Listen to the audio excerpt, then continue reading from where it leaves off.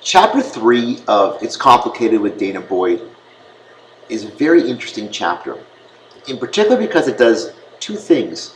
The first is it sets up an argument that the discussion around addiction and social media, or addiction and technology for young people, is in many ways a rhetoric of fear from adults done in such a way to disengage or disempower young people, remove their agency.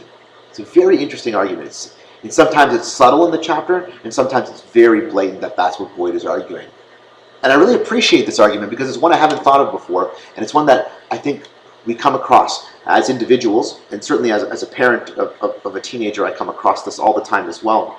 And then just as a teacher or professor working with young people, youth, it's one that continually gets discussed. The way in which young people today are addicted to their devices and how that addiction is a problem. And it's a really interesting discussion that Boyd has, where Boyd walks us back through a century of discussion around what is addiction and how we talk about addiction and how we think about addiction.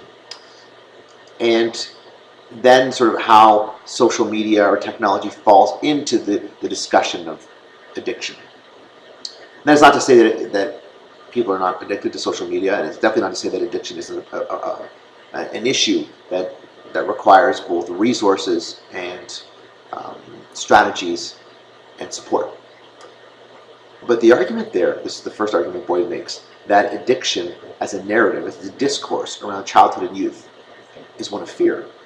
Fits into a long-standing series of discourse around childhood and youth, which we call, the myth of childhood innocence, which is drawn on this notion of fear, that children are innocent, and society is dangerous, and children are in need of protection from the dangers of society. And this culture of fear that's built around children and childhood and youth is one that is continually used to disengage and disempower young people and deny them access to voice. And again, voice is the decision-making processes when those decisions directly affect their own lives. Very interesting narrative. Hold on to that. The second one, which I think is interesting, which Boyd does, is it discusses, is the ways in which young people simply want to socialize with their friends. This is a core component of young people's lives. Youth, and as long as we've had youth as a social construct or category that's existed outside of adulthood and separate from childhood, we've had this desire to break away from their parents and spend time with their peers.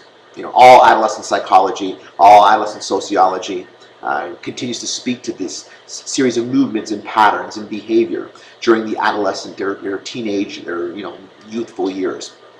And what Boyd is suggesting is, as society's behavioral patterns become more restrictive on the spaces and places that young people can physically occupy, so as they become limited to the amount of places they can get together in physical face-to-face spaces, and as they become limited in the amount of time they get to spend outside of direct adult supervision, outside of school and outside of home, first space and second space. Home is the first space of children's lives. School is the second space of children's lives. Where are those third spaces? Where are those alternative spaces outside of direct adult supervision where young people get together to make sense of the world themselves? To take all of those adult-centric discourse that get delivered to them through popular culture, through media, through technology, through institutions like school or culture or family, etc. Where do they take all of those and make sense of them? By unpacking them. Third spaces. But when first spaces become more restrictive, second spaces become more restrictive, where do young people go? And Boyd says from the research that Boyd has done, that all the young people that Boyd speaks to would prefer to meet face-to-face versus digitally, but are denied the opportunity to do so because the physical spaces where they can meet are limited, and in addition to the physical spaces being limited, there are more restrictions on their lives than ever before. And so the only space where they can carve out that time with their friends or to socialize is in digital spaces, virtual spaces, online, network publics. Such an interesting fact, according to Boyd, about young people in America in 2017. Although this is a couple years earlier, but still speaks to the social patterns of young people in America in 2017. Contemporary children's culture, at least from this particular perspective. Remember, we're dealing with one set of perspectives here that Boyd is giving us. So your task for today, which I think is an interesting task, is to think about how this plays itself out in 2017 for young people.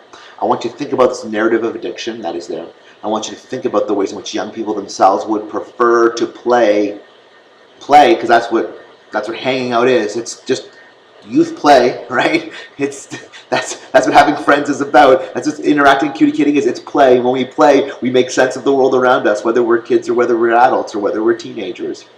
I want you to think about this idea of play as well in the digital space. And actually what I want you to do is I want you to spend one day this week, any day you like, one day this week, and I want you to record the number of interactions you have with your device. So every time you pick up your phone to text, to tweet, to Snapchat, to Facebook, to whatever, to look at your calendar, to make a phone call, to take a picture, whatever you do, I want you to make a note of that. And at the end of the day, so just in one day, I want you to go back and look at how many interactions you had with your device. Just one device. Whatever device it is that you carry on you. So I know most of you have some device that you carry with you all the time. At the end of the day, I want you to go back and look at the log that you have kept of your device.